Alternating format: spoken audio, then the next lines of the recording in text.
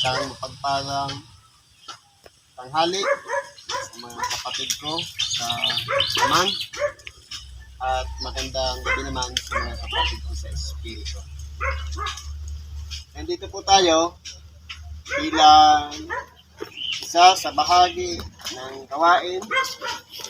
Walang iba, alamin ang kapaligiran kung saan natin maaaring idaos ang pagdiriwang ng pagtubos ng ating dakilang Panginoon sa bawat isa sa atin. Ngayon po, ang babasahin ko ang ayon sa unang surat ni Apostol Pablo sa mga taga-Korinto sa Kapitulo 1, versikulo 18 hanggang sa 31.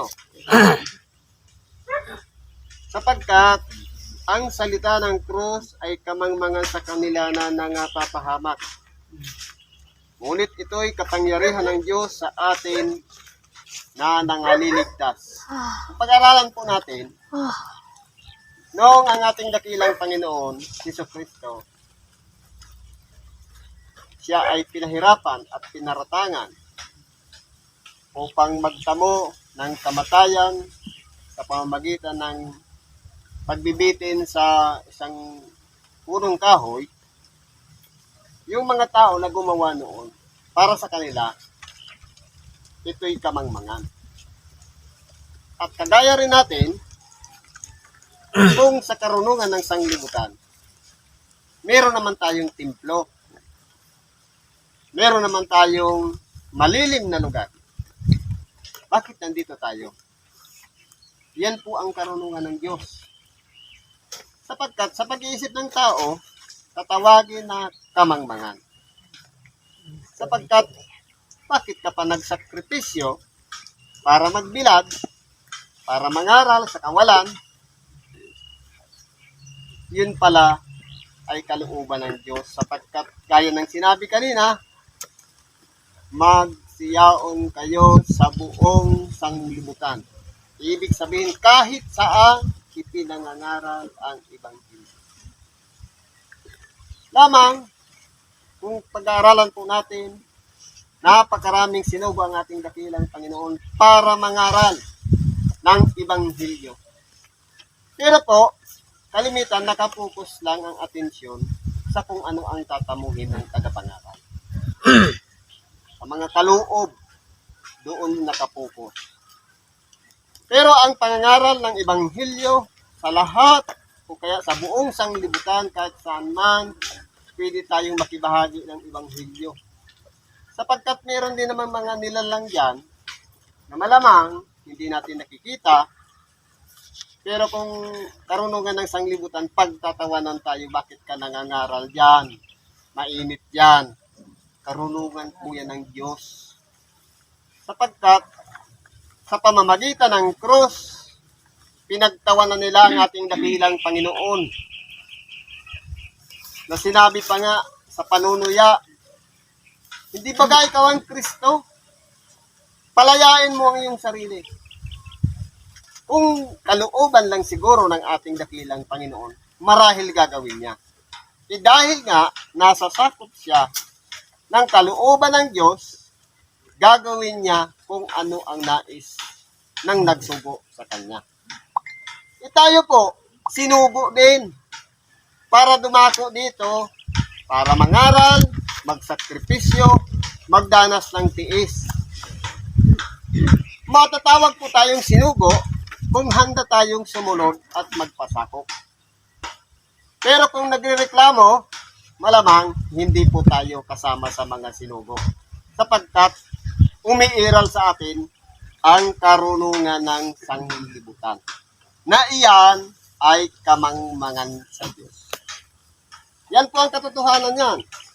Sapagkat nasusulat, iwawalat ko ang karunungan ng marurunong at isasawala ko ang kabaitan ng mababait. Totoo po, napakaraming mga tao nakapaligid sa ating dakilang Panginoon na nagsipag-aral ng mga karunungan. Pero isiniwalat po ng Diyos ang kanilang mga karunungan. Sapagkat napakadakila ang Diyos sa kanyang mga nasa, sa kanyang mga naisin. Naalalahanin na lang natin, bugtong na anak ng Diyos, pinakamamahal niya.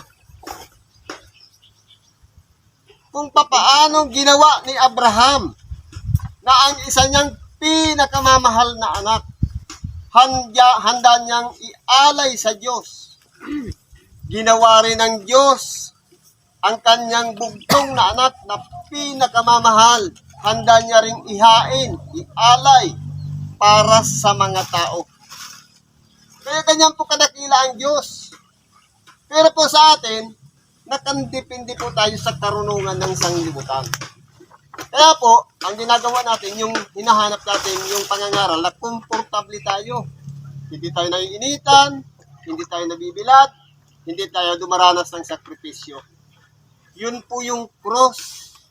Walang iba ang mga pagtitiis, sakripisyo, na dapat nating magkaroon man lang sana tayo ng bahagi sa dinanas ng ating dakilang Panginoon. Yan po ang karunungan ng sanglibutan. Walang iba ang isipin lang ang sarili na hindi mapagod, hindi magsakripisyo, hindi dumanas ng anumang gutom o kaya pagkauhaw.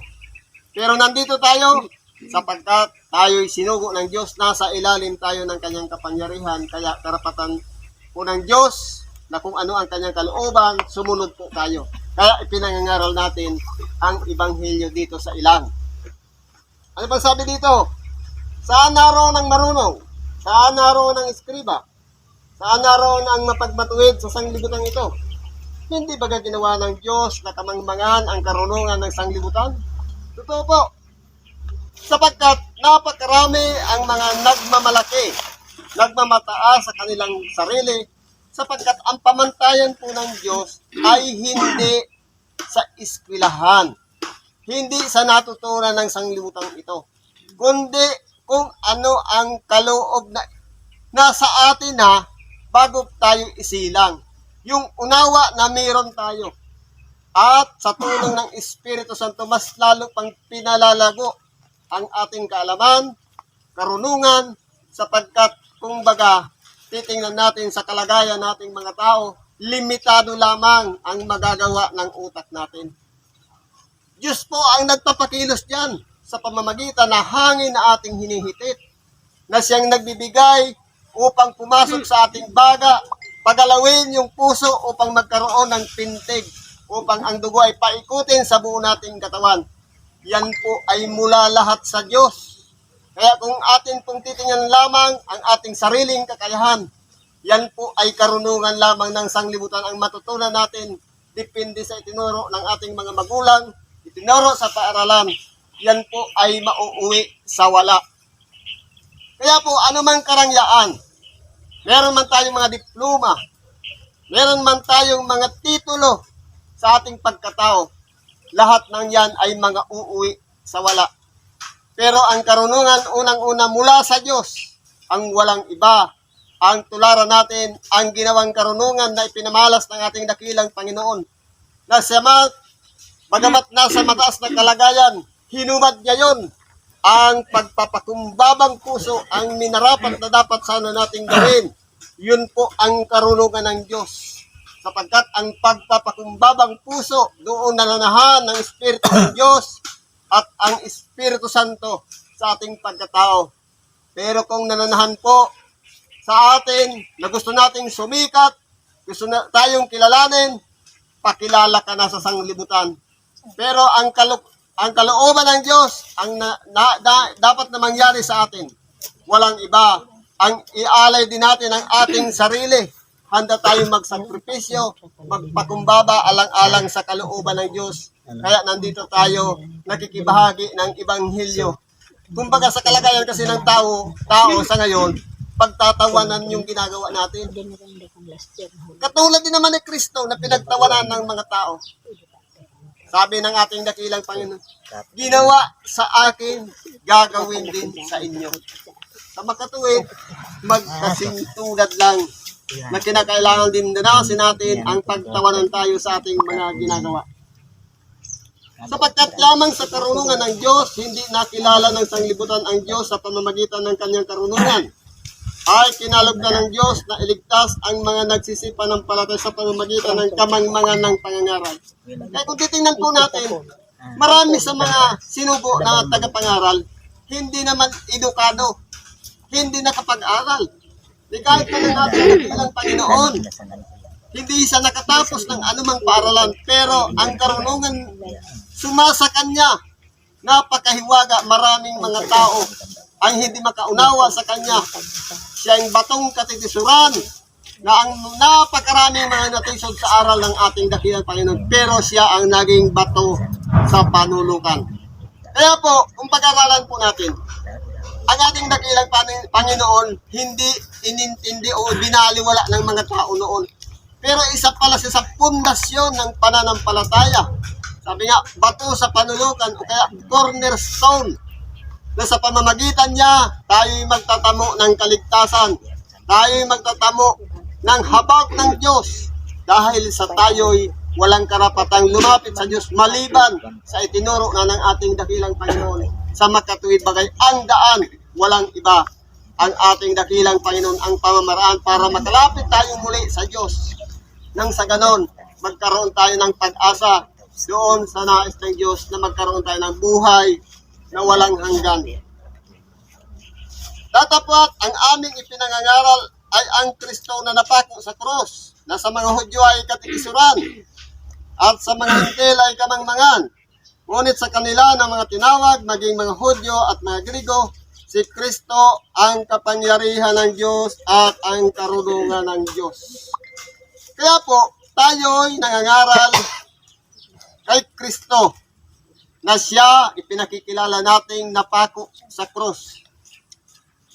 Sa mga Hudyo po, katitisuran, sapagkat dahil sa ginagawa ng ating dakilang Panginoon na pag-alay niya ng kanyang sarili, pinalalagay nila yung kamangmangan. Pero sa atin po, na nagsisipanampalataya, siya po ay karunungan ng Diyos. Sapagkat kinakailangan munang mamatay ang kanyang bugtong na anak para yung aral kanina na sinasabi, tapusin yung una na pag-aalay ng mga hayop at itatag ang ikalawa sa makatuwid bagay, yung pag-aalay mismo ng bugtong na anak ng Diyos. Na kaya nagkaroon na tayo ng pag-asa doon sa pagkukop-kop ng Diyos at sa kanyang mga kahabagan. Kaya nagpapatuloy tayo sa pangangaral ng Ebanghelyo. Sapagkat ang kamangmangan ng Diyos ay lalong marunong kaysa mga tao at ang kahinaan ng Diyos ay lalong malakas kaysa mga tao. Totoo po, sa mga tao, kalakasan natin ang gumawa ng masama. Pero sa Diyos, kahinaan niya po yan sapagkat ni kahit minsan hindi siya nandaya, hindi siya nagsinungaling, at hindi siya gumawa ng anumang kasamaan. Pero sa tao, kalakasan po yun ang gumawa ng kasamaan. Kaya po, kung pag-aralan po natin, ang kahinaan ng Diyos ay kalakasan ng tao. At ang kahinaan din ng tao ay siyang kalakasan ng Diyos. Kung mahina ang tao na makarinig ng salita ng Diyos, ang Diyos mismo kalakasan niya yun, na walang iba ang patuloy na parangalan ang kanyang sarili dahil sa pangangaral ng Ebanghelyo. Sapagkat mas namin nyo ang sa inyo'y pagkatawag, mga kapatid, na hindi ang maraming marurunong ayon sa laman, hindi ang maraming may kapangyarihan, hindi ang may maraming mahal na tao ang mga tinawag. Totoo po. Bakit pinili ng ating dakilang Panginoon yung mga nasa mababang kalagayan, yung mga hindi nakatapos, katulad ng mga kanyang 12 alagad. Ang 4 yan ay mga mangingisda. Ang iba ay nasa mababa lamang kalagayan, sapagkat mula sa kanilang nakikita ang mababang kalagayan, karapat-dapat na sila'y magdala ng mabuting balita. Pero sa isang tao na marami nang nalalaman at punong-puno na ng karunungan ng kanyang utak, marahil wala ng bagong aral na papasok yan. Kinakailangan mo nang linisin, alisin ang laman ng utak na yan para bigyan ng panibagong aral. Sa makatuwid bagay, mahirap pong mangyari yun. Kaya po, ang pinili ng Diyos yung mga mababang kalagayan. Sapagkat, katulad din ng ating dakilang Panginoon, naging halimbawa siya ng pagpapakumbaba. Kaya ang pinili niya lahat ng mga tao nasa mababang kalagayan para kasangkapanin ng Diyos at mangaral ng Ibanghilyo. At ang mga bagay na mababa ng sanglibutan at ang mga bagay na hinamat ang pinili ng Diyos. Oo, at ang mga bagay na walang halaga upang mapawalang halaga ang mga bagay na mahalaga. Kaya po, kung pag-aaralan po natin, pinili ng Diyos yung mga aba nasa mababang kalagayan, ang kanyang mga unang alagad, para hiyain yung karunungan ng mga eskribas at ng mga parisiyo, ng mga marurunong na pagkaminsan ang iba pa sa kanila ay nakipagkita sa ating dakilang Panginoon ng lihim katulad ni Nicodemo, sapagkat bagamat siya ay isa ng guro ng Israel, marami pa siyang hindi nauunawaan at hindi niya abot ang sa pamamagitan ng kanyang sariling karunungan. Kaya siya ay nakipagkita sa ating dakilang Panginoon. Pero pang ipinangangaral po ng ating dakilang Panginoon, walang iba ang kahalagahan ng bawat isa sa atin na lumalapit sa Diyos. Sa pamamagitan ng pangangaral ng Ibanghilyo, nagkakaroon tayo ng pagkakataon magsipagsisi, maglinis ng ating mga kalooban upang sa ganon, makabalik tayo sa isang kalagayan na mababa, na isang marumi, madungis, para yung habag ng Diyos, tayo'y linisin at patawarin, magkakaroon tayo ng pag-asa sa mga kinupkop ng Diyos o mga niligtas ng Diyos. Kaya po, dito po ang kaligtasan, hindi po nagmumula sa haba ng ating serbisyo o sa katagalan upang wala po sino man laman ang magmalaki, kundi lahat tayo ay kinahabagan ng Diyos. Kaya karapat-dapat lamang magpakumbaba tayo at sumunod tayo sa kalooban ng Diyos, sapagkat yan po ang nararapat upang walang laman ang magmapuri sa harapan ng Diyos. Totoo po, para ang tao, bagamat tayo pong lahat ay kinahabagan, hindi po maaari nating sabihin, ang tagal-tagal ko na sa serbisyo, ang tagal-tagal ko ng lingkod, hindi po tayo dapat magmapuri, sapagkat maaaring ang isang bagay na inaasahan na natin sa atin na baka kunin pa ng Diyos. Kaya po, sa ipinagkatiwalaan mangaral ng Ibanghilyo at pagpatuloy na isang lingkod o sinugo ng Diyos, gawin lang natin ang ayon sa kalooban ng Diyos at magtatango tayo ng gantimpala sa kanyang pagbabalik. Datapwat sa kanya, kayo'y nangasa kay Kristo Jesus, na sa atin ay ginawang karunungan mula sa Diyos sa katwiran at kabanalan at katubusan. Kaya po sa kanya, na kay Kristo na tayo.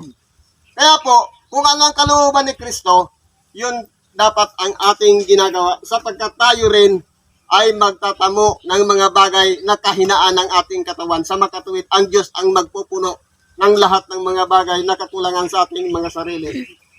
Sabi sa panghuli, na ayon sa nasusulat, ang nagmamapuri ay nagmamapuri sa Panginoon. Kaya po tayo, kapag ginagawa natin ang pangangaral, pagkikibahagi ng Ibanghilyo, magmapuri tayo sa pangalan ni Kristo, sapagkat siya lamang ang dapat na tumanggap ng kapurihan. Kahit tayo man, mahabang ating mga serbisyo, matagal na tayo sa mga gawain, at marami na tayong nagawa, hindi po dapat nating ipagmapuri ang ating sarili, kundi lahat, magmapuri tayo kay Kristo na siyang nahabag sa atin at nagbigay ng pag-asa para mangaral tayo ng mabuting balita. Ginagawa natin ito alang-alang sa Kanya. At bagamat siya'y ginawa rin niya alang-alang sa Kanyang Ama. Sa makatuwid, sumunod lang tayo sa halimbawa na ginawa ng ating dakilang Panginoon. Kaya po tayong lahat ay sakop ng Diyos. Kaya po, ang magagawa lang natin, magpatuloy lang tayo ng ating ginagawa at huwag tayong magsawa at tayo magkakamit ng biyaya o pagpapalang mula sa Diyos sa pamamagitan ng ating mga ginagawa dito sa ibabaw ng sanglibutan.